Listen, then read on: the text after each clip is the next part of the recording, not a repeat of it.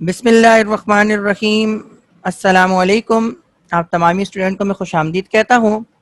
First year chemistry और first year chemistry के अंदर हम चैप्टर नंबर 1 पढ़ रहे हैं, जिसका नाम है इंट्रोडक्शन टू केमिस्ट्री।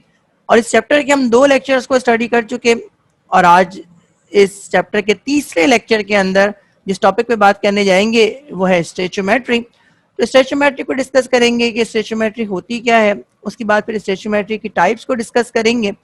और आज के लेक्चर का भी जो बुनियादी मकसद है वो ये है जी कि स्टोइचियोमेट्री के न्यूमेरिकल्स किस तरह से होते हैं उनको सीखेंगे।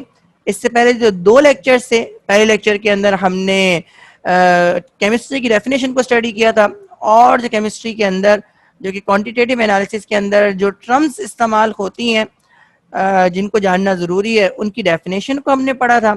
और फिर हमने जो दूसरा लेक्चर था उसके अंदर फिर हमने रिलेशनशिप को पढ़ा था, moles, mass, number of particles और वॉल्यूम के दरमियान रिलेशनशिप को कायम किया था। और उसके बाद फिर उसके न्यूमेरिकल्स को पढ़ा था, और वहाँ तक हमारा जो फोकस था जी वो फोकस ये था जी कि यूनिटरी मेथड को सीख लें। तो आज स्टोइचियोमेट्री के न्यूमेरिकल्स के अंदर आप जो न्यूमेरिकल्स करने जाएंगे वो तमाम के तमाम यूनिटरी मेथड से होंगे जी। तो अगर यूनिटरी मेथड आपका अभी तक पक्का नहीं है जी, तो लेक्चर नंबर 2 को देखिए और अपने यूनिटरी मेथड को पक्का कीजिए। उसके बाद फिर आपको इस लेक्चर से ज़्यादा फ़ायदा होगा। तो लेक्चर को स्टार्ट करते हैं। Lecture number 3, stoichiometry. सबसे पहले तो काम ये है जी कि स्टोइचियोमेट्री होती क्या है, इसकी डेफिनेशन क्या है, देखते हैं इसे जी। तो डेफिनेशन आपके सामने है, और ये लिखा है जी the study of relationship between amounts of reactant and product involved in a chemical reaction as given by a balanced chemical equation। तो बैलेंस केमिकल इक्वेशन यहाँ पे होना लाजमी है। इक्वेशन को यूज करते हुए, और वो इक्वेशन क्या हो जी, बैलेंस हो, यानी बैलेंस केमिकल इक्वेशन को यूज करते हुए, क्योंकि आप ये जानते हैं कि केमिकल इक्वेशन के अंदर लेफ्ट हैंड साइड पर रिएक्टेंट होते हैं और राइट हैंड साइड पे प्रोडक्ट होते हैं। तो रिएक्टेंट का या प्रोडक्ट के अमाउंट को निकालना, इसे क्या कहते हैं, इसे स्टोइचियोमेट्री कहते हैं। यानी बैलेंस केमिकल इक्वेशन के अंदर बैलेंस केमिकल इक्वेशन को इस्तेमाल करते हुए रिएक्टेंट के अमाउंट को या प्रोडक्ट के अमाउंट को निकालना, ये रिएक्शन स्टोइचियोमेट्री कहलाता है। अमाउंट जो है वो बहुत ही वसी वर्ड है, और अमाउंट के अंदर मास भी आता है, अमाउंट के अंदर मोल्स भी आते हैं, अमाउंट के अंदर वॉल्यूम भी आता है, और अमाउंट के अंदर नंबर ऑफ पार्टिकल्स भी आते हैं, और अमाउंट के अंदर आइंस भी आ जाते हैं। तो ये जो वर्ड लिखा हुआ है अमाउंट, ये बहुत जनरल वर्ड है। तो यहाँ पर अमाउंट के अंदर तमाम चीजें आ रही हैं, यानी मोल, मास, वॉल्यूम, नंबर ऑफ पार्टिकल्स और हर किस्म के पार्टिकल्स, ये तमाम चीजें अमाउंट के अंदर आती हैं जी। तो रिलेशनशिप, रिएक्टेंट और प्रोडक्ट के दरमियान जो रिलेशन बनेगी वो केमिकल इक्वेशन शो करेगी। बैलेंस केमिकल इक्वेशन है तो उसका मतलब ये है कि वो स्टोइचियोमेट्रिकली बैलेंस भी है जी। क्योंकि आप ये जानते हैं कि ये जो वाटर बनेगा तो वाटर के अंदर हाइड्रोजन और ऑक्सीजन का रेशियो 1:1 तो होगा नहीं, ये आपने गेल-ल्यूसिक लॉ के अंदर आपने पढ़ा। तो हाइड्रोजन के जो मोल्स होंगे वो 2 होंगे, और ऑक्सीजन के जो मोल्स होंगे वो 1 होंगे, और उसके नतीजे में जो वाटर बनेगा उसके मोल्स भी कितने होंगे, 2 होंगे। यानी आप जो इक्वेशन जो बैलेंस करना जरूरी है ताकि आपको स्टोइचियोमेट्रिक रिलेशनशिप के बारे में पता लग जाए। तो बैलेंस केमिकल इक्वेशन को यूज करते हुए अगर आप रिएक्टेंट की मदद से प्रोडक्ट का अमाउंट निकालेंगे, या प्रोडक्ट की मदद से रिएक्टेंट का अमाउंट निकालेंगे, या रिएक्टेंट की मदद से रिएक्टेंट का अमाउंट निकालेंगे और प्रोडक्ट की मदद से प्रोडक्ट का अमाउंट निकालेंगे, तो ये जो कैलकुलेशंस हो रही हैं इसे स्टोइचियोमेट्री कहते हैं। अब स्टोइचियोमेट्री कितने किस्म की होती है, तो आपकी किताब तो 3 किस्म की स्टोइचियोमेट्री का तस्करा करती है। वरना स्टोइचियोमेट्री तो सिंपल ये है जी कि किसी अननोन चीज को नोन चीज से निकालना, तो किसी और बैलेंस केमिकल इक्वेशन को यूज करते हुए निकालना, तो इसको स्टोइचियोमेट्री कहते हैं। लेकिन आपकी किताब ने क्योंकि 3 किस्म की स्टोइचियोमेट्री बताई है, तो मैं भी ये 3 किस्म की स्टोइचियोमेट्री को डिस्कस करूंगा। एक बार फिर मैं रिपीट कर देता हूँ। स्टोइचियोमेट्री का मतलब ये है जी कि बैलेंस केमिकल इक्वेशन को इस्तेमाल करते हुए अननोन अमाउंट को नोन अमाउंट की मदद से निकालना, ये स्टोइचियोमेट्री कहलाती है जी। तो आपकी किताब ने पहले किस्म की स्टोइचियोमेट्री डिस्कस की है, वो है जी मास स्टोइचियोमेट्री जी। इस बात का ख्याल रखिएगा जी कि जो चीज पहले लिखी जाती है वो आपके लिए नोन होती है और जो चीज बाद में लिखी जाती है वो आपके लिए अननोन होती है। तो मास मास स्टोइचियोमेट्री का मतलब ये है जी कि ये वो स्टोइचियोमेट्री है जिसके अंदर अननोन मास निकालते हैं आप नोन मास से। अब ये जो अननोन मास है ये रिएक्टेंट का भी हो सकता है, ये प्रोडक्ट का भी हो सकता है। तो रिएक्टेंट का अगर अननोन मास है तो इसका मतलब है प्रोडक्ट का मास नोन होगा, प्रोडक्ट की मदद से रिएक्टेंट का मास निकाल लेंगे। ये अगर प्रोडक्ट का मास आपको अननोन है तो इसका मतलब है रिएक्टेंट का मास आपके लिए नोन होना चाहिए, तो फिर रिएक्टेंट की मदद से प्रोडक्ट का मास निकाल लेंगे। तो रिएक्टेंट या प्रोडक्ट दोनों में से कोई भी चीज नोन या अननोन हो सकती है जी। तो किसी भी अननोन मास को नोन मास से निकालना ये क्या कहलाता है, ये मास मास स्टोइचियोमेट्री कहलाता है। तो जिस मास की वैल्यू आपको मालूम नहीं है वो आपके लिए अननोन मास कहलाएगा, और जिस मास की वैल्यू आपको मालूम है, आप एग्जैक्टली जानते हैं, वो आपके लिए नोन मास कहलाएगा। तो पहले किस्म की जो स्टोइचियोमेट्री है उसको मास मास स्टोइचियोमेट्री कहते हैं, यानी मास की मदद से मास को फाइंड करना, रिएक्टेंट की मास की मदद से प्रोडक्ट के मास को फाइंड करना, या प्रोडक्ट के मास की मदद से रिएक्टेंट के मास को फाइंड करना। और आप रिएक्टेंट के अगर एक से ज्यादा रिएक्टेंट है, क्योंकि केमिकल रिएक्शन जब आप करवा रहे हैं तो रिएक्टेंट एक से ज्यादा हो सकते हैं, प्रोडक्ट भी एक से ज्यादा हो सकती हैं, तो रिएक्टेंट की मदद से रिएक्टेंट के मास को निकालना, यानी दूसरे रिएक्टेंट के मास को निकालना, और पहले प्रोडक्ट की मदद से दूसरे प्रोडक्ट के मास को निकालना, ये इस किस्म की स्टोइचियोमेट्री को आप मास मास स्टोइचियोमेट्री कहते हैं। यानी एक चीज का मास आपके लिए अननोन होता है और दूसरी चीज का मास आपके लिए नोन होता है। ये स्टोइचियोमेट्री आपको यहाँ पर और ज्यादा वाज़ेह समझ में आएगी जी। तो इसको कहते हैं मास वॉल्यूम स्टोइचियोमेट्री, और मैंने आपको बताया कि जो पहले लिखी होती है चीज, इसका मतलब है वो आपके लिए नोन है, और जो दूसरी लिखी होती है उसको आप क्या कहते हैं, वो आपके लिए अननोन है जी। तो वो स्टोइचियोमेट्री जिसके अंदर आप अननोन वॉल्यूम को नोन मास से निकालेंगे। अगर वॉल्यूम आपको नोन होता तो फिर ये वॉल्यूम मास स्टोइचियोमेट्री कहलाती है, और आप चाहें तो दोनों को ही इस तरह लिख सकते हैं जी। तो अगर अननोन मास को आप फाइंड करेंगे, अननोन वॉल्यूम को अगर आप फाइंड करेंगे नोन मास से, तो ये क्या कहलाएगी, ये मास वॉल्यूम स्टोइचियोमेट्री कहलाएगी। यानी मास की मदद से वॉल्यूम को निकालना, या दूसरे लफ्जों में आप ये कहें जी कि वॉल्यूम की मदद से मास को निकालना, तो ऐसी स्टोइचियोमेट्री क्या कहलाती है, मास वॉल्यूम स्टोइचियोमेट्री कहलाती है जी। तो अननोन वॉल्यूम अगर रिएक्टेंट का है तो उसे रिएक्टेंट के मास से निकाला जा सकता है, उसे प्रोडक्ट के मास से भी निकाला जा सकता है, और अगर वॉल्यूम अननोन प्रोडक्ट का है तो उसे भी रिएक्टेंट के मास से या प्रोडक्ट के मास से निकाला जाता है। तो ऐसी स्टोइचियोमेट्री जिसके अंदर अननोन वॉल्यूम को नोन मास से निकाला जाए, या आप दूसरे लफ्जों में ये कहें जी कि अननोन मास को नोन वॉल्यूम से निकाला जाए, तो ये स्टोइचियोमेट्री मास वॉल्यूम स्टोइचियोमेट्री कहलाती है जी। और जो तीसरे किस्म की स्टोइचियोमेट्री है वो वॉल्यूम वॉल्यूम स्टोइचियोमेट्री है, यानी अननोन वॉल्यूम को नोन वॉल्यूम से निकालना। तो रिएक्टेंट के वॉल्यूम की मदद से प्रोडक्ट का वॉल्यूम निकालना, या प्रोडक्ट के वॉल्यूम की मदद से रिएक्टेंट का वॉल्यूम निकालना, या एक रिएक्टेंट के वॉल्यूम की मदद से दूसरे रिएक्टेंट का वॉल्यूम निकालना, या एक प्रोडक्ट के वॉल्यूम की मदद से दूसरे प्रोडक्ट का वॉल्यूम निकालना, इस किस्म की स्टोइचियोमेट्री क्या कहलाती है, ये वॉल्यूम वॉल्यूम स्टोइचियोमेट्री कहलाती है। लेकिन इस बात का ख्याल रखिएगा कि जब भी आप स्टोइचियोमेट्री के न्यूमेरिकल करेंगे, जब भी आप स्टोइचियोमेट्रिक कैलकुलेशन करने जाएंगे, तो उसके लिए एक चीज का होना ये लाजमी है जी, और वो है जी बैलेंस केमिकल इक्वेशन का होना। तो बैलेंस केमिकल को इक्वेशन को इस्तेमाल करते हुए अगर आप किसी अननोन चीज का अमाउंट नोन चीज के अमाउंट की मदद से निकालेंगे, तो ये कैलकुलेशन स्टोइचियोमेट्रिक कैलकुलेशंस कहलाती हैं। तो इन न्यूमेरिकल्स के अंदर बैलेंस केमिकल इक्वेशन आपको दी हुई होगी, और अगर बैलेंस केमिकल इक्वेशन दी हुई नहीं है, इम्तिहान में ऐसा बहुत कम होता है जी, तो आपको पहले बैलेंस केमिकल इक्वेशन लिखना होगी। तो ये पहला सवाल आपके सामने है, और ये जो न्यूमेरिकल है इसका ताल्लुक मास मास स्टोइचियोमेट्री से है जी। तो सवाल लिखा है 30 ग्राम लाइमस्टोन वाज हीटेड, और आपको बैलेंस केमिकल इक्वेशन दी है। कैल्शियम कार्बोनेट को लाइमस्टोन कहते हैं, फार्मूला CaCO3 है। तो जब इसको हीट किया जाता है तो ये कैल्शियम ऑक्साइड और कार्बन डाइऑक्साइड के अंदर कन्वर्ट हो जाता है। कार्बन डाइऑक्साइड आपको गैसियस फॉर्म में मिलती है, और कैल्शियम ऑक्साइड ये आपको सॉलिड फॉर्म में मिलता है जी। सवाल ये है जी कि आप मालूम करें, यानी कैलकुलेट करें पार्ट ए के अंदर कह रहा है mass of calcium oxide form, तो कैल्शियम ऑक्साइड का जो मास प्रोड्यूस होगा उसे मालूम कीजिए। और दूसरा पार्ट में आपसे कह रहा है जी कि प्रोड्यूस होने वाली कार्बन डाइऑक्साइड का मास मालूम कीजिए।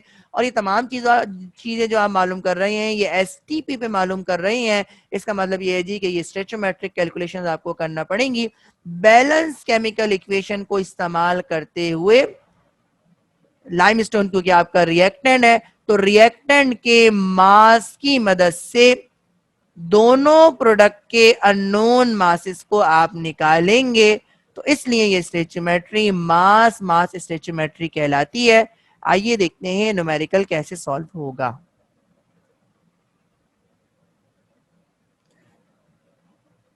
तो इस न्यूमेरिकल को सॉल्व करने जाएंगे और इस न्यूमेरिकल को सॉल्व करने के लिए सबसे पहले हम डाटा बनाएंगे।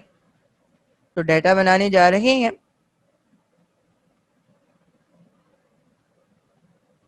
मास ऑफ लाइमस्टोन हमें गिवन है, हमने लिखा मास ऑफ कैल्शियम कार्बोनेट जो कि 30 ग्राम है। कैल्शियम ऑक्साइड और कार्बन डाइऑक्साइड का मास हमें मालूम करना है, तो हमने इसको डाटा के अंदर लिखा मास ऑफ कैल्शियम ऑक्साइड ये हमें मालूम करना है।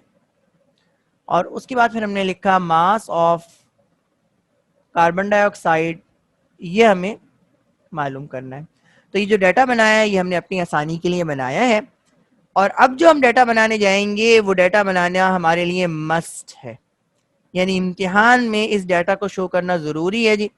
तो हम स्टोइचोमेट्रिक कैलकुलेशन करेंगे और 1 मोल के लिए इस पूरी जो इक्वेशन के अंदर जो जो आपको स्पीशीज नजर आ रही हैं उनके 1 मोल के लिए जो जो क्वांटिटीज हमें रिक्वायर्ड है उनके लिए हम डाटा बनाएंगे। तो अब मैंने इक्वेशन को कॉपी किया, मैंने लिखा जी कैल्शियम कार्बोनेट को अगर आप हीट करेंगे यानी कैल्शियम कार्बोनेट अगर डिकम्पोज होगा तो ये प्रोड्यूस करेगा कैल्शियम ऑक्साइड और कार्बन डाइऑक्साइड। ये आपने इक्वेशन लिखी।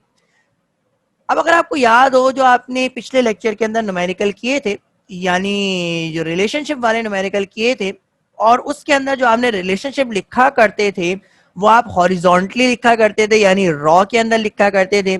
स्टोइचोमेट्री के न्यूमेरिकल्स के अंदर ये जो डाटा बन रहा है इक्वेशन के लिए, इसके अंदर जो आप रिलेशन लिखेंगे वो वर्टिकल लिखेंगे।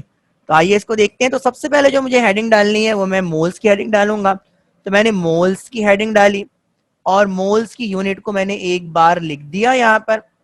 अब मुझे इस बैलेंस केमिकल इक्वेशन में ये देखना है जी कि कैल्शियम कार्बोनेट के और कैल्शियम ऑक्साइड के और कार्बन डाइऑक्साइड के मोल्स कितने हैं। तो जो कोफिशिएंट होता है वो मोल्स को जाहिर करता है, और क्योंकि कैल्शियम कार्बोनेट के साथ कुछ नहीं लगा हुआ तो इसका मतलब ये हुआ कि इसके साथ 1 लगा हुआ होगा, तो इसका मतलब है कैल्शियम कार्बोनेट के 1 मोल्स है। कैल्शियम ऑक्साइड के साथ भी कुछ नहीं लगा तो इसका मतलब है इसके साथ भी 1 है जी, तो इसका मतलब है कैल्शियम ऑक्साइड के भी 1 मोल है। और इसी तरह कार्बन डाइऑक्साइड के साथ कुछ नहीं लगा तो इसका मतलब है कार्बन डाइऑक्साइड के भी 1 मोल्स है। तो तीनों केमिकल स्पीशीज के यानी रिएक्टेंट और प्रोडक्ट के मैंने मोल्स लिखे जी। उसके बाद जो दूसरा काम मैं लिखने जाऊंगा वो मैं क्या लिखने जाऊंगा, मास लिखने जाऊंगा। अब मैं इनके 1 मोल के लिए मास लिखना हूं जी।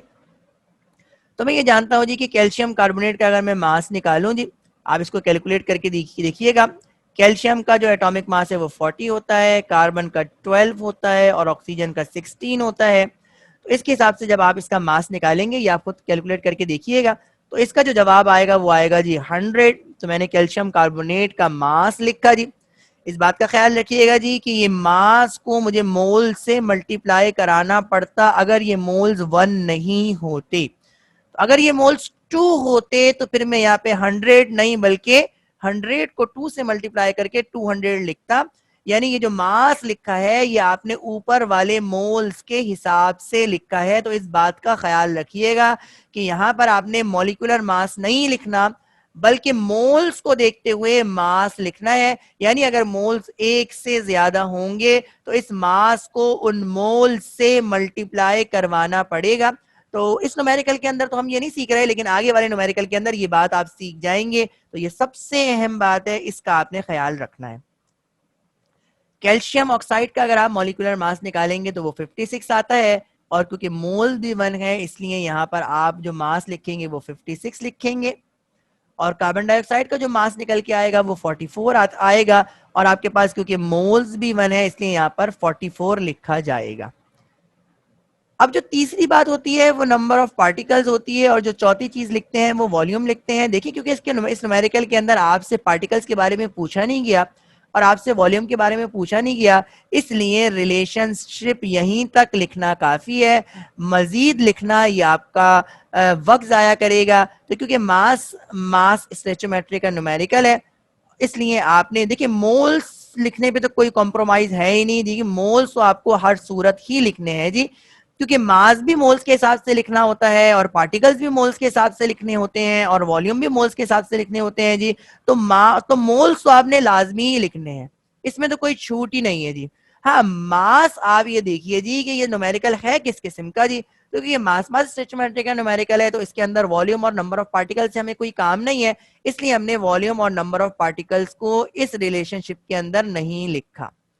तो ये तो हमारा डाटा बन गया, और इस डाटा के अंदर जो मैंने केमिकल इक्वेशन को देखकर डाटा बनाया है वो इम्तिहान में बनाना मस्ट होता है जी।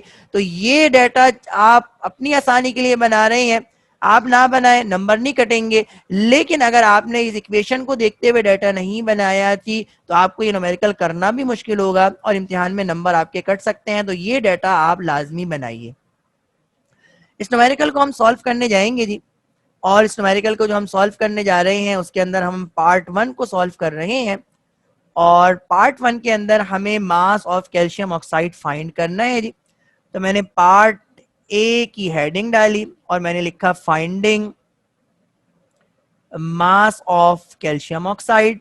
तो कैल्शियम ऑक्साइड का मास फाइंड करने जा रहे हैं, तो ये हेडिंग डाली है जी।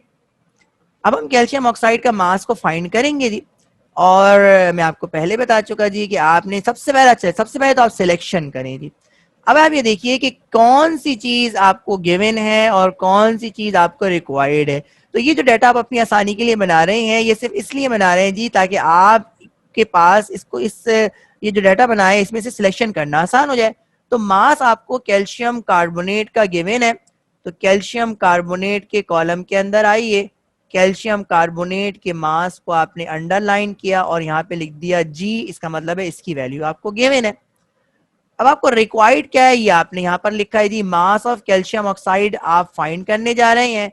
कैल्शियम ऑक्साइड के कॉलम में आइए, कैल्शियम ऑक्साइड के मास के पास आइए, कैल्शियम ऑक्साइड के मास को अंडरलाइन कीजिए और यहाँ पे क्या लिख दीजिए, आर लिख दीजिए। आर का मतलब ये आपको रिक्वायर्ड है।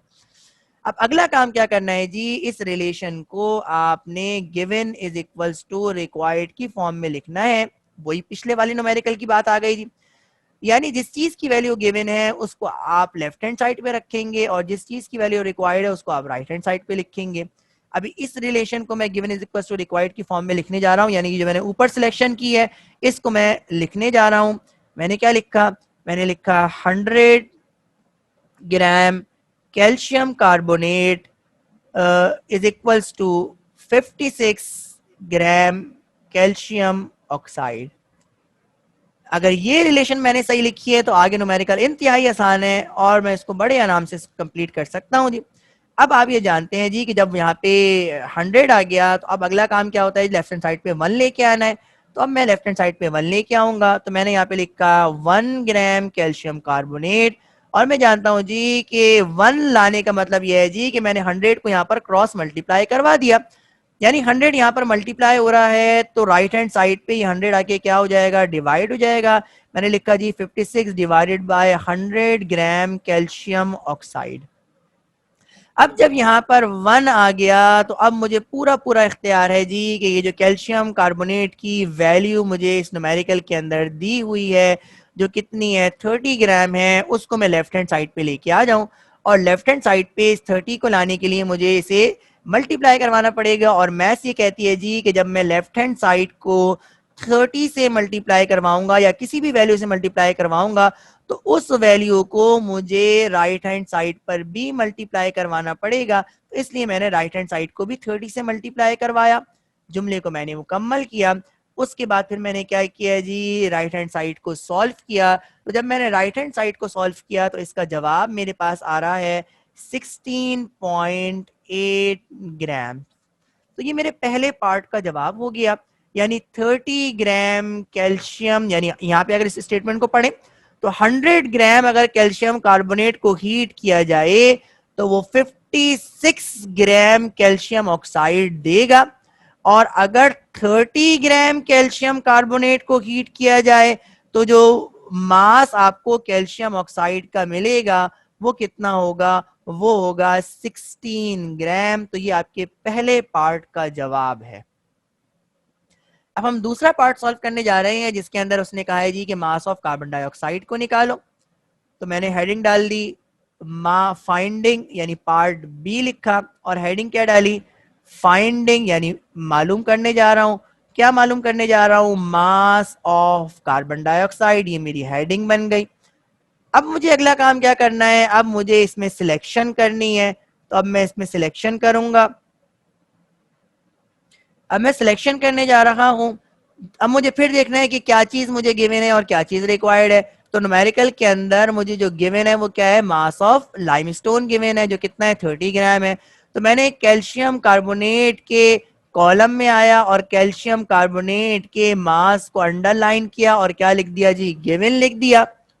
मुझे मास किस चीज का निकालना है, कार्बन डाइऑक्साइड का निकालना है। मैं कार्बन डाइऑक्साइड के कॉलम के अंदर आया, इसके मास को मैंने अंडरलाइन किया और क्या लिख दिया जी, रिक्वायर्ड लिख दिया। अब जो दो चीजें मैंने अंडरलाइन की हैं या मार्क की हैं, अब मुझे उन्हें given is equals to required की फॉर्म में लिखना है। यानी जिस चीज की वैल्यू मुझे गिवन है न्यूमेरिकल के अंदर, इस स्टेटमेंट में देखिए, लिखना इस स्टेटमेंट को है और देखना इस वैल्यू को है। ये आप जानते हैं, इस वैल्यू को हम जब तक नहीं ला सकते जब तक लेफ्ट हैंड साइड पर 1 ना आ जाए। स्टूडेंट की गलती करते हैं कि 30 ग्राम को स्टार्टिंग में ही लिख देते हैं, तो ये न्यूमेरिकल गलत हो जाएगा। जो आपने यहाँ पे given is equal to required की फॉर्म में लिखना है जी, वो इस डाटा को देख के लिखना है जो आपने बैलेंस केमिकल इक्वेशन की के मोल्स की मदद से आपने बनाया है। तो सिलेक्शन यहाँ पे करनी है, इसी को आपने कॉपी करना है, और जब लेफ्ट हैंड साइड पे 1 आ जाएगा तो जो वैल्यू आपको गिवन है वो लेफ्ट हैंड साइड पे और राइट हैंड साइड पे मल्टीप्लाई करवाएंगे, आपको जवाब मिल जाएगा। तो गिवन क्या है जी, 100 ग्राम गिवन है, इसलिए यहाँ पे आपने क्या लिखा, आप यहाँ पे गिवन की जगह लिखेंगे 100 ग्राम। तो आपने लिखा 100 ग्राम कैल्शियम कार्बोनेट, ये किसके बराबर है, 44 ग्राम कार्बन डाइऑक्साइड के बराबर है। अब मुझे यहाँ पे लेफ्ट हैंड साइड पे 1 लेके आना है, तो मैंने लिखा 1 ग्राम कैल्शियम कार्बोनेट, ये किसके बराबर है, ये बराबर है 44 divided by 100 gram carbon dioxide. ये 100 यहाँ पे मल्टीप्लाई हो रहा था, राइट हैंड साइड पे क्या हो जाएगा, आके डिवाइड हो जाएगा। और जब मैं लेफ्ट हैंड साइड पे 1 लेके आ गया तो अब मुझे इख्तियार है जी, जो वैल्यू मुझे गिवन है वो मैं लेफ्ट हैंड साइड पे मल्टीप्लाई करवाऊंगा। और मैथ्स ये कहता है जी कि जो वैल्यू आप लेफ्ट हैंड साइड पे मल्टीप्लाई करवाएंगे वही वैल्यू आपको राइट हैंड साइड पे भी मल्टीप्लाई करवानी पड़ेगी। तो 44 को 100 से डिवाइड करें, 30 से मल्टीप्लाई करें, इसको आप सॉल्व करें। सॉल्व करने पे आपके पास जो जवाब आ रहा है वो जवाब आ रहा है 13.2 ग्राम कार्बन डाइऑक्साइड। तो ये आपके दूसरे पार्ट का जवाब है। अब जो हम न्यूमेरिकल करने जा रहे हैं उसका ताल्लुक मास वॉल्यूम स्टोइचियोमेट्री से है जी। मास वॉल्यूम स्टोइचियोमेट्री का मतलब क्या होता है जी, कि नोन मास से अननोन वॉल्यूम को निकालना। यानी मास आपको गिवन होगा और उसकी मदद से आपने वॉल्यूम को निकालना होगा जी। तो न्यूमेरिकल को पढ़ते हैं। यहाँ पे लिखा हुआ है 54 gram di nitrogen pentoxide is decomposed on heating.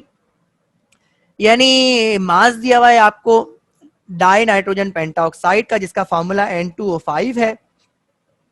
इसे आपने हीट करना है, और जब आप इसे हीट करेंगे जी तो उसके जरिए नाइट्रोजन डाइऑक्साइड और ऑक्सीजन प्रोड्यूस होगी। देखिए बैलेंस केमिकल इक्वेशन में अब आपको वाज़ेह तौर पर नजर आ रहा है कि इस इक्वेशन में मोल्स 1 नहीं है, बल्कि रिएक्टेंट के मोल्स 2 हैं, जबकि एक प्रोडक्ट के मोल्स 4 हैं और एक प्रोडक्ट के मोल्स 1 है। तो जरा इसको फोकस कीजिएगा कि अब इसका डाटा कैसे बनेगा। और सवाल में आपसे कहा है जी find volume of NO2 and oxygen at STP। तो इन दोनों गैसेस के वॉल्यूम निकालने हैं। तो नोन मास की मदद से, दिए हुए मास की मदद से आप वॉल्यूम निकालने जा रहे हैं, इसलिए ये न्यूमेरिकल मास वॉल्यूम स्टोइचियोमेट्री का होगा। आइए देखते हैं ये न्यूमेरिकल कैसे सॉल्व होगा। तो सबसे पहले हम इसका डाटा बनाएंगे जी। तो न्यूमेरिकल को पढ़ के हम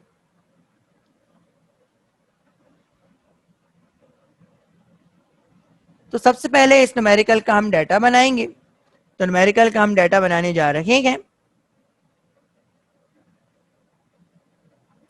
तो न्यूमेरिकल का डाटा बनाएंगे जी। Mass of di nitrogen pentoxide हमें गिवन है। हमने लिखा मास ऑफ N2O5 और ये कितना है 54 ग्राम्स। और जो दो चीजें निकालनी है उसमें एक वॉल्यूम है NO2 का और दूसरा वॉल्यूम है O2 का। तो इसको मैंने मेंशन किया, वॉल्यूम ऑफ NO2 ये फाइंड करना है। और जो दूसरी चीज जो हमें फाइंड करनी है वो फाइंड करनी है वॉल्यूम ऑफ O2 यानी ऑक्सीजन। तो ये डाटा बन गया जी। ये डाटा आपने अपनी आसानी के लिए बनाया है। अब इक्वेशन के लिहाज से, इक्वेशन में मोल्स को देखते हुए आपने वॉल्यूम का डाटा बनाना है जी। तो ये डाटा बनाना मस्ट है जी। तो आप देखिएगा मैं किस तरह डाटा बना रहा हूं। सबसे पहला काम तो मुझे ये करना है जी कि इस इक्वेशन को लिखना है। तो मैं इस इक्वेशन को लिखा, मैंने लिखा 2 मोल्स N2O5 के, अगर आप इसे हीट करेंगे तो ये डिकम्पोज होंगे, 4 मोल्स बनाएंगे नाइट्रोजन डाइऑक्साइड के और 1 मोल मिलेगा किसका, ऑक्सीजन का। अब मैं इसका डाटा रिलेशनशिप के हिसाब से बनाऊंगा। और सबसे पहले मैंने क्या बताया कि मोल्स लिखना आप पे लाजिम है। तो सबसे पहले आप मोल्स की हेडिंग डालेंगे, उसका यूनिट लिखेंगे एक बार मोल। और इस बैलेंस केमिकल इक्वेशन में इन कोफिशिएंट को देखते हुए आप क्या लिखें जी, मोल्स लिखें। तो रिएक्टेंट N2O5 के कितने मोल्स हैं, 2 मोल्स हैं। NO2 जो प्रोडक्ट है उसके कितने मोल्स हैं, 4 मोल्स हैं। और जो आपका प्रोडक्ट ऑक्सीजन है, क्योंकि यहाँ पे कुछ नहीं लिखा तो इसका मतलब है इसके 1 मोल्स हैं। तो सबसे पहले हमने मोल्स के हिसाब से डाटा बनाया। देखिए मास का डाटा बनाने की, अच्छा मास आपको बनाना पड़ेगा क्योंकि मास आपको किस चीज का गिवन है, एक चीज का तो मास गिवन है। तो उसके लिए आप मास का डाटा बनाइए जी। और आपको N2O5 का मॉलिक्यूलर मास निकालना पड़ेगा। तो N का जो मॉलिक्यूलर मास है वो कितना है, 14 है। और ऑक्सीजन का जो मॉलिक्यूलर मास है वो कितना है जी, 16 है। तो नंबर ऑफ मोल्स नाइट्रोजन के 2 हैं और ऑक्सीजन के 5 हैं जी। तो जब आप इसे सॉल्व करेंगे तो आपके पास जो जवाब आएगा वो कितना आएगा, 108 ग्राम्स आएगा। अब स्टूडेंट क्या करता है जी, वो ये करता है जी यहाँ पर 108 लिख देगा। तो अगर आपने यहाँ पर 108 लिख दिया तो आप गलत हो गए, क्योंकि मैंने क्या बताया, यहाँ पर आपने मॉलिक्यूलर मास नहीं रखना बल्कि मोल्स के हिसाब से मास रखना है। तो एक मोल का मास तो 108 ग्राम्स है, लेकिन यहाँ पर मोल्स कितने हैं, 2 मोल्स हैं। और 2 मोल्स का मास कितना होगा, 216 ग्राम होगा। इसलिए यहाँ पर आपने क्या लिखना है, 216 ग्राम्स लिखना है। ये बात बड़ी अहम है, ये आप इसको जरा फोकस कीजिएगा, यहाँ गलती नहीं कीजिएगा। यानी कि जो मास लिखते हैं ये मोल्स के हिसाब से लिखते हैं, इसलिए मोल्स को मेंशन करना भी जरूरी है। अच्छा, NO2 के मास आपको ना रिक्वायर्ड है ना गिवन है, इसलिए इसका मास लिखना जरूरी नहीं, ना ऑक्सीजन का मास लिखना जरूरी है। अगर आप चाहें तो लिख दें, लेकिन अगर आप इसको लिखेंगे तो अपना आप वक्त जाया कर रहे हैं। इम्तिहान में वक्त की बड़ी किल्लत होती है और वक्त बड़ा कीमती होता है, तो कोई इजाफी चीज ना लिखें। क्योंकि वॉल्यूम हमें रिक्वायर्ड है तो हमें तीसरी चीज यानी वॉल्यूम के लिए भी इस डाटा को बनाना पड़ेगा। तो मैंने वॉल्यूम लिखा और उसके यूनिट को मैंने एक बार लिखा, डेसीमीटर क्यूब होता है जी। अब देखिए, क्योंकि जो मुझे N2O5 यानी रिएक्टेंट के वॉल्यूम से कोई काम ही नहीं है, ना मुझे गिवन है ना मुझे रिक्वायर्ड है, तो इसका मतलब है इसका वॉल्यूम लिखना भी जरूरी नहीं है। हाँ, मुझे NO2 का वॉल्यूम क्योंकि रिक्वायर्ड है और ऑक्सीजन का वॉल्यूम रिक्वायर्ड है, इसलिए मुझे इसके वॉल्यूम के हिसाब से डाटा बनाना पड़ेगा।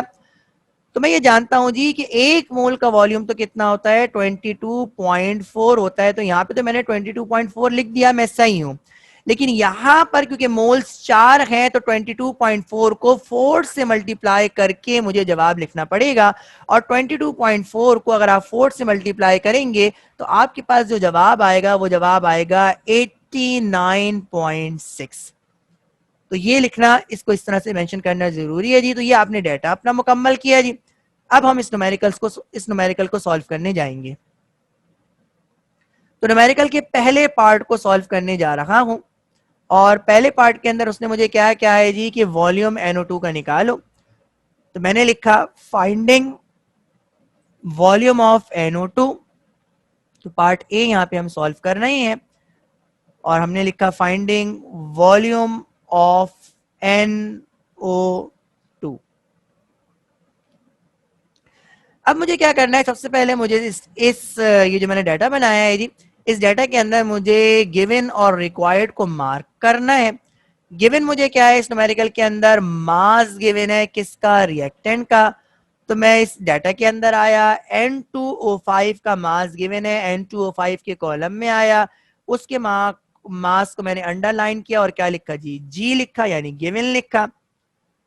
वॉल्यूम मुझे किसका निकालना है, NO2 का निकालना है, तो NO2 के कॉलम में आया, इसके वॉल्यूम के पास आया, इसके वॉल्यूम को मैंने अंडरलाइन किया और क्या लिखा मैंने, R लिखा, R का मतलब रिक्वायर्ड है। अब ये जो दो मैंने सिलेक्शन किए हैं, अब मुझे इसे किस फॉर्म में लिखना है, given is equals to required की फॉर्म में लिखना है। यानी जिस चीज की वैल्यू गिवन होगी उसे मुझे कहाँ लिखना है, लेफ्ट हैंड साइड पे लिखना है, और जिस चीज की वैल्यू मुझे रिक्वायर्ड है उसे हमें राइट हैंड साइड पे लिखना है। तो मैंने लिखा 216 ग्राम N2O5, ये किसके बराबर है, 89.6 डेसीमीटर क्यूब NO2 के बराबर है। यानी इसका मतलब यह है जी कि 216 ग्राम N2O5 को अगर हीट किया जाएगा तो उससे बनने वाला NO2 का वॉल्यूम 89.6 डेसीमीटर क्यूब होगा। अब जब यहाँ पे 216 आ गया तो अब मुझे यहाँ पर 54 लेके आना है, और 54 लाने के लिए मुझे सबसे पहला काम क्या करना पड़ेगा, लेफ्ट हैंड साइड पे 1 लेके आना पड़ेगा। तो लेफ्ट हैंड साइड पे 1 लाने के लिए मैं क्या करूंगा, 216 को जो कि यहाँ पे मल्टीप्लाई हो रहा है राइट हैंड साइड पे मैं डिवाइड करवा दूंगा। तो अब मैं इसे लिखने जा रहा हूं, मैंने लिखा 1 ग्राम N2O5, ये किसके बराबर होगा, 89.6 divided by 216 decimetre cube NO2 के। और जब यहाँ पे लेफ्ट हैंड साइड पर 1 आ गया तो अब मुझे इख्तियार है जी कि मैं यहाँ पर 54 ला सकता हूँ, और 54 लाने के लिए मुझे लेफ्ट हैंड साइड को 54 से मल्टीप्लाई करवाना पड़ेगा।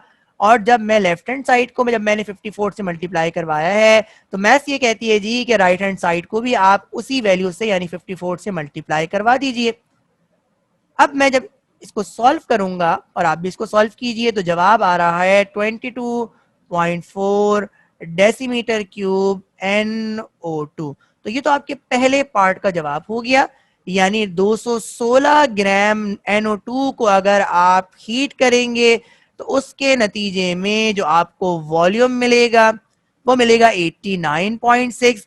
लेकिन अगर आप 54 ग्राम को हीट करेंगे तो उसके नतीजे में जो आपको वॉल्यूम मिलेगा वो कितना होगा, 22.4 डेसीमीटर क्यूब होगा। तो ये पहला पार्ट आपने सॉल्व किया। अब हम दूसरे पार्ट को सॉल्व करने जाएंगे जी। तो दूसरे पार्ट के लिए को सॉल्व करने जा रहे हैं जी। तो दूसरे पार्ट की आप हेडिंग डालिए जी, आपने लिखा पार्ट बी, और पार्ट बी के अंदर आप ऑक्सीजन का वॉल्यूम फाइंड करेंगे। तो आपने लिखा फाइंडिंग वॉल्यूम ऑफ ऑक्सीजन, तो ऑक्सीजन का वॉल्यूम फाइंड करने जा रहे हैं जी। अब आपने सबसे पहला काम क्या करना है, ये जो आपने डेटा बनाया है उसके अंदर आपने सिलेक्शन करनी है। देखिए क्या चीज आपको गिवन है, तो गिवन तो आपको यहाँ पर भी मास ही है, ये आपको मास ही गिवन है, एक ही चीज गिवन है जी। तो आपने NO2 के कॉलम के अंदर आके NO2 के मास को अंडरलाइन करा और यहाँ पे लिखा G, और जो रिक्वायर्ड है वो आपको ऑक्सीजन का वॉल्यूम रिक्वायर्ड है, तो ऑक्सीजन के कॉलम में आकर ऑक्सीजन के वॉल्यूम को आपने मार्क किया और यहाँ पे क्या लिखा जी, रिक्वायर्ड लिखा। अब आपने ये जो सिलेक्शन की है इसको given is equal to required की फॉर्म में लिखना है, यानी जिस चीज की वैल्यू आपको गिवन है उसको आपने लेफ्ट हैंड साइड पे लिखना है, और जिस चीज की वैल्यू रिक्वायर्ड है आपने उसको राइट हैंड साइड पे लिखना है। तो गिवन आपको क्या है, 216 ग्राम, आपने लिखा जी 216 ग्राम N2O5, इसका वॉल्यूम कितना हो, इससे बनने वाले ऑक्सीजन का वॉल्यूम कितना होगा, 22.4 डेसीमीटर क्यूब ऑक्सीजन। अब मुझे लेफ्ट हैंड साइड पे 1 लेके आना है, तो मैं लेफ्ट हैंड साइड पे 1 लेके आया, मैंने लिखा 1 ग्राम N2O5। देखिए जब 1 लेके आएंगे तो 216 यहाँ पे मल्टीप्लाई हो रहा है, दूसरी तरफ जाके क्या हो जाएगा, डिवाइड हो जाएगा। आपने लिखा 22.4 divided by 216 decimetre cube oxygen, और जब आप लेफ्ट हैंड साइड पे 1 लेके आ गए तो अब आपको इजाजत दीजिए कि 54 यहाँ पे लेके आ जाए, और 54 लाने के लिए आपको क्या करना पड़ेगा, लेफ्ट हैंड साइड पर 54 को मल्टीप्लाई करवाना पड़ेगा, और जिस चीज को आप लेफ्ट हैंड साइड पे मल्टीप्लाई करवाएंगे उसी चीज को आपने राइट हैंड साइड पर भी मल्टीप्लाई करवाना है जी। तो 54 को मैंने राइट हैंड साइड पर भी मल्टीप्लाई करवाया। अब आप इसको सॉल्व कीजिए, और सॉल्व करने पर जो जवाब आ रहा है वो आ रहा है 5.6 डेसीमीटर क्यूब ऑक्सीजन। तो ये दूसरे पार्ट का जवाब है, यानी 216 ग्राम अगर आप N2O5 को हीट करेंगे, यानी 216 ग्राम N2O5 को हीट किया जी, तो इसके नतीजे में आपको ऑक्सीजन का जो वॉल्यूम मिलेगा वो 22.4 होगा। अब जबकि आपने मास को कम कर दिया और 54 ग्राम की बात कर रहे हैं, तो 54 ग्राम N2O5 को हीट करने से जो आपको वॉल्यूम मिलेगा वो 5.6 डेसीमीटर क्यूब मिलेगा। तो ये जो न्यूमेरिकल थे, इसके अंदर आपने क्या सीखा जी, इसके अंदर आपने मास वॉल्यूम स्टोइचियोमेट्री को सीखा, यानी यहां पर आपके लिए मास नोन था और उसकी मदद से आपने अननोन वॉल्यूम को निकाला। तो ये मास वॉल्यूम स्टोइचियोमेट्री के न्यूमेरिकल थे। ये अगला सवाल आपके सामने है, और ये जो न्यूमेरिकल है इनका ताल्लुक वॉल्यूम वॉल्यूम स्टोइचियोमेट्री के न्यूमेरिकल से है। सवाल यहाँ पे लिखा हुआ है जी, H2S बर्न्स इन ऑक्सीजन, यानी H2S को जब एयर में जलाया जाएगा तो ऑक्सीजन ये इसको क्या करेगी, कंबस्ट करेगी, और ये रिएक्शन इस तरह से होगा जो यहाँ पे आपको लिख के दिया है जी, कि H2S के 2 मोल्स ने ऑक्सीजन के 3 मोल्स को इस्तेमाल किया, कंबशन रिएक्शन हुआ, और उसके नतीजे में आपको 2 मोल्स वाटर के मिले और 2 मोल्स सल्फर डाइऑक्साइड के मिले। तो ये तो बैलेंस केमिकल इक्वेशन आपको दी हुई है। जो सवाल आपसे किया गया है वो ये किया गया है जी कि calculate the volume of oxygen, oxygen का वॉल्यूम निकालिए एसटीपी पर। अब ऑक्सीजन का वॉल्यूम आपसे पूछ लिया, और लिखा है required to burn 900 decimetre cube of H2S, यानी ऑक्सीजन यानी रिएक्टेंट का वॉल्यूम निकालिए, और रिएक्टेंट का वॉल्यूम आपको गिवन भी है, यानी एक रिएक्टेंट का वॉल्यूम आपको गिवन है और दूसरे रिएक्टेंट का वॉल्यूम आपने निकालना है। तो देखिए वॉल्यूम की मदद से वॉल्यूम निकालना है, इसका मतलब ये है कि ये वॉल्यूम वॉल्यूम स्टोइचियोमेट्री का न्यूमेरिकल है जी। तो 900 डेसीमीटर क्यूब ये रिएक्टेंट का वॉल्यूम आपको गिवन है, और उसके बाद सवाल में आपसे आगे कह रहा है जी कि ये जो रिएक्टेंट का वॉल्यूम गिवन है इसकी मदद से आप प्रोडक्ट का वॉल्यूम भी निकालिए, यानी सल्फर डाइऑक्साइड का वॉल्यूम भी निकालिए। तो आइए देखते हैं ये न्यूमेरिकल कैसे सॉल्व होगा। तो सबसे पहले इस न्यूमेरिकल का हम डाटा बनाएंगे। तो न्यूमेरिकल का डाटा बनाने जा रहे हैं।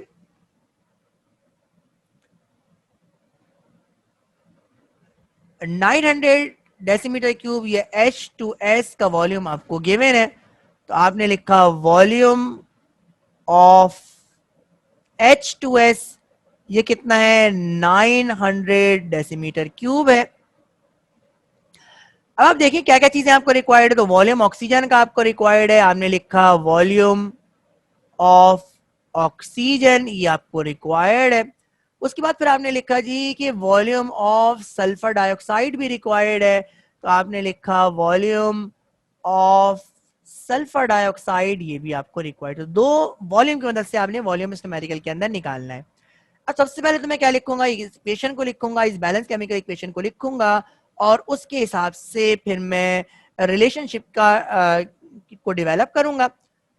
तो मैंने इक्वेशन को लिखा, 2 मोल्स किसके हैं, H2S के हैं, ये रिएक्ट करेंगे 3 मोल्स ऑक्सीजन के साथ, उसके नतीजे में 2 मोल्स वाटर के मिलेंगे और 2 मोल्स सल्फर डाइऑक्साइड के मिलेंगे।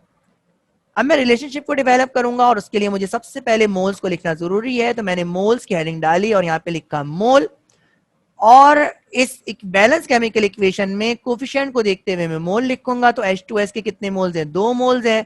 ऑक्सीजन के कितने मोल्स हैं, 3 मोल्स हैं। वाटर के कितने मोल्स हैं, ये 2 मोल्स हैं। और सल्फर डाइऑक्साइड के कितने मोल्स हैं जी, 2 मोल्स हैं। अच्छा, जो दूसरी हेडिंग है मास, देखिए क्योंकि मास में मास का यहाँ पर कोई काम ही नहीं है, ना मास आपको गिवन है ना मास आपको रिक्वायर्ड है, इसलिए यहाँ पे आपको मास के लिए डाटा बनाने की जरूरत नहीं है। वॉल्यूम ही गिवन है और वॉल्यूम रिक्वायर्ड है, इसलिए जो दूसरा डाटा बनेगा वो किसके दरमियान बनेगा, वो वॉल्यूम के हिसाब से बनेगा। तो आपने यहाँ पे लिखा वॉल्यूम और उसकी यूनिट को लिख दिया डेसीमीटर क्यूब। आप ये जानते हैं कि एक मोल का वॉल्यूम 22.4 होता है और यहाँ पे किसी भी चीज का वॉल्यूम 1 मोल नहीं है जी, किसी भी चीज की मोल 1 मोल नहीं है, इसलिए आप 22.4 को इन मोल से मल्टीप्लाई करा के लिखेंगे। तो 2 मोल्स हैं और 2 मोल्स का वॉल्यूम कितना होता है, 44.8 होता है। 3 मोल्स का वॉल्यूम 67.2 होता है। वाटर का क्योंकि बात ही नहीं की, ना उसने वाटर के मोल्स दिए हुए हैं ना वाटर के मोल्स हमें मालूम करने हैं, इसलिए इसके मोल्स ना लिखें तो कोई हर्ज नहीं है। और सल्फर डाइऑक्साइड का क्योंकि मुझे वॉल्यूम मालूम करना है, तो सल्फर डाइऑक्साइड का जो वॉल्यूम है वो है जी 44.8 डेसीमीटर क्यूब, यानी 2 मोल्स के हिसाब से आपने वॉल्यूम लिखा। यहाँ ऑक्सीजन का वॉल्यूम आपने 3 मोल्स के हिसाब से लिखा और सल्फर डाइऑक्साइड का वॉल्यूम आपने 2 मोल्स के हिसाब से लिखा। तो ये तो आपका डाटा बन गया। अब हम इस न्यूमेरिकल के पहले पार्ट को सॉल्व करने जाएंगे। तो मैंने पहले पार्ट की हेडिंग डाली और लिखा जी पार्ट ए लिखा, और पार्ट ए लिखने के बाद मैंने क्या लिखा जी, वॉल्यूम ऑफ ऑक्सीजन मुझे रिक्वायर्ड है, तो मैंने लिखा फाइंडिंग, मालूम करने जा रहा हूं। क्या मालूम करने जा रहा हूं, वॉल्यूम ऑफ ऑक्सीजन। तो ऑक्सीजन का वॉल्यूम फाइंड करने जा रहे हैं। अब आप क्या करेंगे, ये जो आपने डाटा बनाया है इस डाटा में क्या चीज आपको गिवन है और क्या चीज आपको रिक्वायर्ड है ये आप लिखेंगे जी। तो गिवन क्या है जी, वॉल्यूम किसका गिवन है, H2S का गिवन है, तो H2S के कॉलम के अंदर आए, H2S के वॉल्यूम को आपने मार्क किया और क्या लिख दिया, जी लिख दिया, इसका मतलब है इसका वॉल्यूम आपको गिवन है। उसके बाद फिर किस चीज का वॉल्यूम रिक्वायर्ड है, ऑक्सीजन का वॉल्यूम रिक्वायर्ड है, ऑक्सीजन के कॉलम के अंदर आए, ऑक्सीजन के वॉल्यूम के पास आए और उसको मार्क करके आपने क्या लिखा जी, रिक्वायर्ड लिखा। अब ये जो दो आपने सिलेक्शन की हैं इसको आपने given is equals to required की फॉर्म में लिखना है जी। तो मैंने क्या लिखा, 44.8 डेसीमीटर क्यूब किसका जी, H2S का।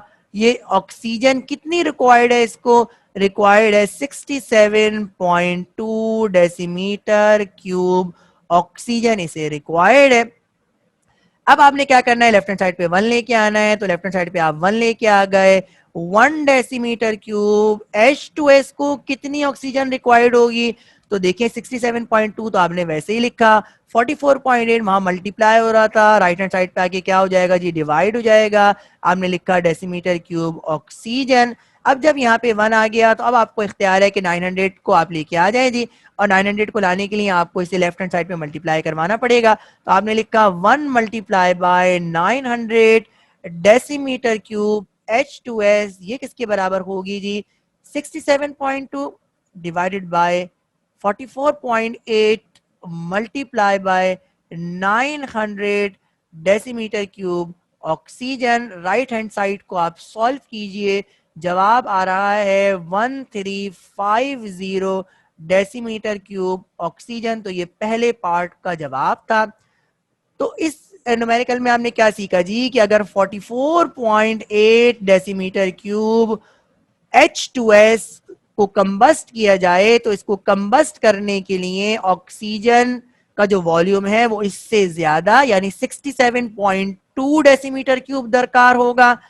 अब जबकि वॉल्यूम को आपने बढ़ाकर 900 डेसीमीटर क्यूब कर दिया तो जो ऑक्सीजन रिक्वायर्ड होगी वो भी ज्यादा होगी, और वो कितनी रिक्वायर्ड होगी, 1350 डेसीमीटर क्यूब रिक्वायर्ड होगी। तो ये पहले पार्ट को आपने सॉल्व किया और वॉल्यूम की मदद से आपने वॉल्यूम को निकाला। अब इस न्यूमेरिकल के दूसरे पार्ट को सॉल्व करने जा रहे हैं। तो मैंने पार्ट बी की हेडिंग लगाई और यहाँ पे मैं क्या फाइंड करने जा रहा हूँ, यहाँ फाइंड करने जा रहा हूँ सल्फर डाइऑक्साइड का वॉल्यूम।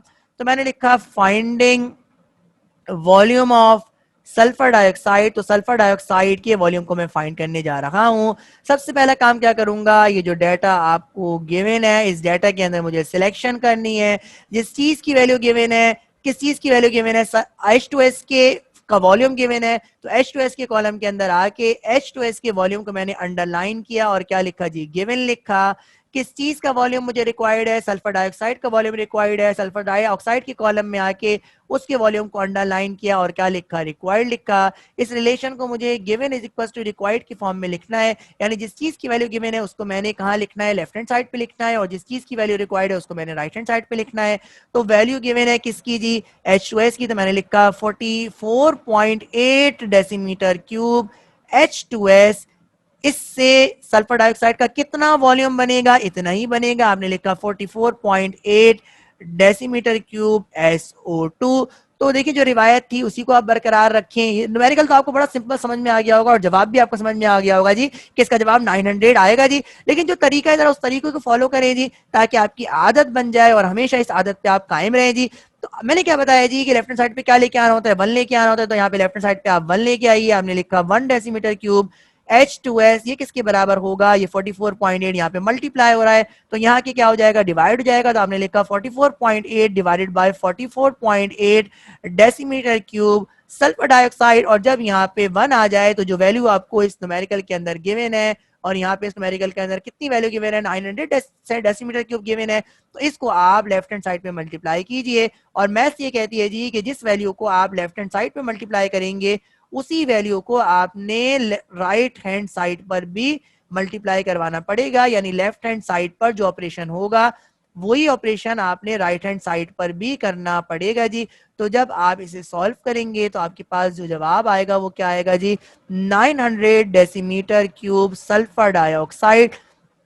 तो यहाँ पे आपने क्या सीखा जी कि जब 44.8 डेसीमीटर क्यूब H2S को कंबस्ट किया जाएगा तो उससे बनने वाली सल्फर डाइऑक्साइड का वॉल्यूम भी वो होगा। तो जब आप 900 डेसीमीटर क्यूब हाइड्रोजन सल्फाइड को कंबस्ट करेंगे तो उससे प्रोड्यूस होने वाली सल्फर डाइऑक्साइड का वॉल्यूम भी वही होगा, यानी वॉल्यूम पे कोई फर्क नहीं पड़ेगा। और उसकी वजह क्या है जी कि इस रिएक्शन के अंदर जो मोल्स हैं उन मोल्स पर जब फर्क नहीं पड़ा, तो जब मोल्स पर फर्क नहीं पड़ा तो वॉल्यूम पर भी फर्क नहीं पड़ना। तो इस न्यूमेरिकल के अंदर आपने वॉल्यूम वॉल्यूम स्टोइचियोमेट्री को सीखा और अननोन वॉल्यूम को आपने नोन वॉल्यूम की मदद से फाइंड किया। तो ये न्यूमेरिकल वॉल्यूम वॉल्यूम स्टोइचियोमेट्री के थे। तो आज के लेक्चर के अंदर आपने स्टोइचियोमेट्री के न्यूमेरिकल्स को सीखा और आपने मास मास स्टोइचियोमेट्री, मास वॉल्यूम स्टोइचियोमेट्री और वॉल्यूम वॉल्यूम स्टोइचियोमेट्री के न्यूमेरिकल को सीखा। इम्तिहान में सवाल किस तरह से आए हुए हैं इसको देखेंगे, और अगर ये न्यूमेरिकल्स हैं जी तो ये एज असाइनमेंट आपको दिए जाएंगे, इसको सॉल्व कीजिए और सॉल्व करके मुझे सेंड कीजिए। और अगर कोई प्रॉब्लम है तो आप मुझे मैसेज करके अपनी प्रॉब्लम को डिस्कस कर सकते हैं। तो ये पहला सवाल आपके सामने है और इसके अंदर स्टोइचियोमेट्री की डेफिनेशन पूछी गई है। तो स्टोइचियोमेट्री की डेफिनेशन बहुत बार इम्तिहान के अंदर आई है। तो आपने स्टोइचियोमेट्री की डेफिनेशन को लिखा जो मैंने आपको बताई थी जी, और उसके बाद फिर आप चाहें तो एग्जाम्पल भी लिख दें जी कि स्टोइचियोमेट्री मास मास किस्म की होती है और मास वॉल्यूम किस्म की होती है और वॉल्यूम वॉल्यूम किस्म की भी होती है जी। तो एग्जाम्पल को लिख देंगे तो आपके नंबर और इस नंबर करने की चांसेस बिल्कुल ही खत्म हो जाते हैं जी। तो डेफिनेशन के साथ अगर एग्जाम्पल पॉसिबल हो तो उसको लिखना अच्छा है, ना लिखें तो कोई हर्ज नहीं है। तो स्टोइचियोमेट्री की डेफिनेशन को लिखा और उसकी एग्जाम्पल को आपने यहाँ पर मेंशन किया। ये दूसरा सवाल आपके सामने है जी और ये एक न्यूमेरिकल है जी। इसको अगर देखें जी, लिखा हुआ है find the mass of methanol produce when 356 gram carbon monoxide is mix with hydrogen, और बैलेंस केमिकल इक्वेशन दी हुई है जी। देखिए इस सवाल के अंदर आपको देखिए रिएक्टेंट तो दो हैं और दोनों रिएक्टेंट का उसने इस सवाल के अंदर तस्करा भी किया है, लेकिन एक ही रिएक्टेंट का आपको मास गिवन है। इस बात का ख्याल रखिएगा जी कि जो हमारा अगला लेक्चर है उसके अंदर हम लिमिटिंग रिएक्टेंट के बारे में पढ़ेंगे और लिमिटिंग रिएक्टेंट के न्यूमेरिकल को करना सीखेंगे। तो लिमिटिंग रिएक्टेंट का जो न्यूमेरिकल होता है ना उसका सवाल भी तकरीबन इसके सवाल से मिलता जुलता होता है। तो फिर स्टोइचियोमेट्री के न्यूमेरिकल के अंदर और लिमिटिंग रिएक्टेंट के न्यूमेरिकल के अंदर फर्क क्या होता है जी, मैं थोड़ी सी इस पे बात करता हूं। तफसीली बात तो हम अगले लेक्चर के अंदर करेंगे जी। तो देखिए अगर दो रिएक्टेंट आपको गिवन हो और उन दोनों रिएक्टेंट में से किसी एक रिएक्टेंट का मास अगर आपको मालूम हो तो ये रिएक्शन स्टोइचियोमेट्री का सवाल है जिस तरीके से आपको न्यूमेरिकल्स सिखाए गए हैं उसी तरीके से ये न्यूमेरिकल्स होंगे। लेकिन अगर आपको दोनों रिएक्टेंट के मासेस गिवन हो तो फिर ये लिमिटिंग रिएक्टेंट का सवाल है जी, जिस पे मैं तफसीली बात करूंगा अगले लेक्चर के अंदर। तो इस न्यूमेरिकल पे अगर आप गौर करें तो इस न्यूमेरिकल के अंदर दोनों रिएक्टेंट का तस्करा तो है, लेकिन एक ही रिएक्टेंट का मास आपको गिवन है। इसका मतलब ये हुआ जी कि ये न्यूमेरिकल लिमिटिंग रिएक्टेंट का नहीं है, बल्कि ये न्यूमेरिकल स्टोइचियोमेट्री का है। और जिस तरीके से आपको पीछे न्यूमेरिकल सिखाए गए हैं उसी तरीके से ये न्यूमेरिकल भी सॉल्व होगा। तो इसका डेटा अब आपके सामने है। कार्बन मोनोऑक्साइड का जो मास गिवन है वो आपने लिखा 356 ग्राम, और मिथानॉल का मास आपको निकालना है जी। तो ये मोल्स और मास के लिए मैंने यहाँ पे डाटा बनाया है जी, और इस डाटा को इस्तेमाल करते हुए आप मास स्टोइचियोमेट्री लगाइए और इस न्यूमेरिकल को सॉल्व कीजिए। क्वेश्चन नंबर 3 आपके सामने है, और ये जो न्यूमेरिकल है ये भी न्यूमेरिकल है, और लिखा हुआ है जी 10 gram sulphuric acid has been dissolve in excess of water. तो सल्फ्यूरिक एसिड को जब वाटर के अंदर डिसॉल्व करेंगे तो हम ये जानते हैं जी कि सल्फ्यूरिक एसिड आयंस के अंदर ब्रेक हो जाएगा। और यहाँ पे लिखा हुआ भी है जी कि वाटर के अंदर ये डिसोसिएट हुआ और आयंस के अंदर ये डिकम्पोज हो गया जी। सवाल आपसे ये है जी नंबर ऑफ मॉलिक्यूल्स फाइंड करने हैं सल्फ्यूरिक एसिड के अंदर। सल्फ्यूरिक एसिड का जो मास दिया हुआ है 10 ग्राम, उसके अंदर आप सल्फ्यूरिक एसिड के नंबर ऑफ मॉलिक्यूल्स को फाइंड कीजिए। और दूसरे पार्ट में आपसे कह रहे हैं जी कि नंबर ऑफ पॉजिटिव आयंस को फाइंड कीजिए। देखिए भाई, अगर पहले पार्ट को देखें जी तो पहले पार्ट के अंदर जिस चीज का मास दिया है उसी के मॉलिक्यूल्स फाइंड करने के लिए कहे हैं जी। तो इसका मतलब ये है जी ये तो रिलेशनशिप से जो हमने लेक्चर नंबर 2 के अंदर पढ़ी थी उससे बड़े आराम से सॉल्व हो सकता है जी। तो यहाँ पे हमने पहले डाटा बनाया, और डाटा बनाने के बाद मैंने क्या लिखा जी कि मॉलिक्यूल्स को निकालने के लिए तो आप सिंपल रिलेशनशिप को इस्तेमाल करें जी कि जो 1 मोल है उसका मास सल्फ्यूरिक एसिड के मॉलिक्यूलर मास के बराबर होता है, और 1 मोल के अंदर मॉलिक्यूल्स कितने होते हैं 6.02 एक्सपोनेंट 23 मॉलिक्यूल्स होते हैं। इसका मतलब ये हुआ जी कि 98 ग्राम के अंदर इतने मॉलिक्यूल्स होंगे, तो 1 ग्राम के अंदर कितने होंगे और 10 ग्राम के अंदर कितने होंगे। तो सिंपल आप रिलेशनशिप को लगाइए और न्यूमेरिकल को सॉल्व कर लीजिए। जो दूसरा पार्ट है जिसके अंदर आपने नंबर ऑफ पॉजिटिव आयंस निकालने हैं, यहां पर अब रिएक्शन स्टोइचियोमेट्री लगेगी, और ये जो देखिए स्टोइचियोमेट्री है ये मास पार्टिकल स्टोइचियोमेट्री कहलाएगी। यानी मास की मदद से आप आयंस निकाल रहे हैं तो ये मास आयन स्टोइचियोमेट्री कहलाएगी। तो स्टोइचियोमेट्री में आपको पहले बता चुका कि किसी नोन चीज से अननोन चीज को निकालना या किसी नोन अमाउंट से अननोन अमाउंट को निकालना, तो नंबर ऑफ आयंस भी यानी आयंस को गिनना ये भी अमाउंट है, मिकदार है, और मास तो है ही अमाउंट जी। तो देखिए ये न्यूमेरिकल कैसे सॉल्व होगा। ये इक्वेशन आपको लिख के दी जाएगी इम्तिहान में, नहीं लिख के दी जाएगी तो आपको ये चैप्टर 7 के अंदर इसकी डिसोसिएशन को सीखेंगे तो वहां पे आपको ये समझ में आ जाएगी। तो सल्फ्यूरिक एसिड डिसोसिएट हुआ, 2 मोल्स किसके बनाएगा, हाइड्रोजन पॉजिटिव आयन के बनाएगा, और सल्फेट आयंस बनाएगा। सल्फेट आयन से तो आपको कुछ लेना देना है ही नहीं, आपको काम किससे है जी, हाइड्रोजन से है जी। तो 1 मोल सल्फ्यूरिक एसिड का 2 मोल्स हाइड्रोजन आयंस बनाएगा। तो सल्फ्यूरिक एसिड का मास, क्योंकि मास गिवन है तो इसलिए हमने यहाँ पे मास लिखा, बाकी किसी का मास लिखने की जरूरत नहीं है जी। और आप ये जानते हैं जी कि 1 मोल्स के अंदर कितने आयंस होंगे, एवोगैड्रोस नंबर के बराबर।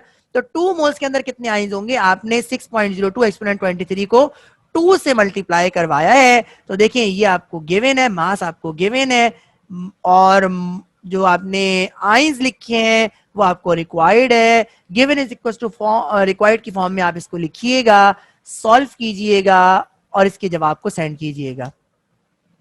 क्वेश्चन नंबर 4 आपके सामने है, और ये भी न्यूमेरिकल है जी, और ये लिखा हुआ है जी कंप्लीट कंबशन ऑफ मीथेन इस रिएक्शन के जरिए होती है जी। बैलेंस केमिकल इक्वेशन आपको दी है, कह रहा है calculate the mass and volume of carbon dioxide produce at STP.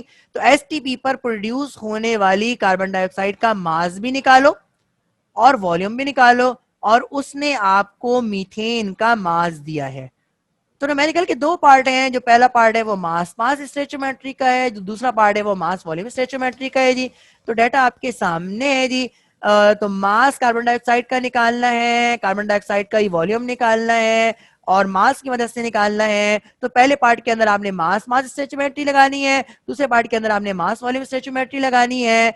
और क्योंकि मीथेन का मास आपको गिवन है तो मीथेन का आपने मास लिखा, ऑक्सीजन के बारे में या वाटर के बारे में कोई ना चीज गिवन है ना रिक्वायर्ड है, इसलिए आपने इसको फिल करने की जरूरत नहीं है जी। कार्बन डाइऑक्साइड का मास निकालना है तो कार्बन डाइऑक्साइड के 1 मोल का आपने मास लिखा, और कार्बन डाइऑक्साइड का वॉल्यूम निकालना है इसलिए कार्बन डाइऑक्साइड के 1 मोल का वॉल्यूम लिखा।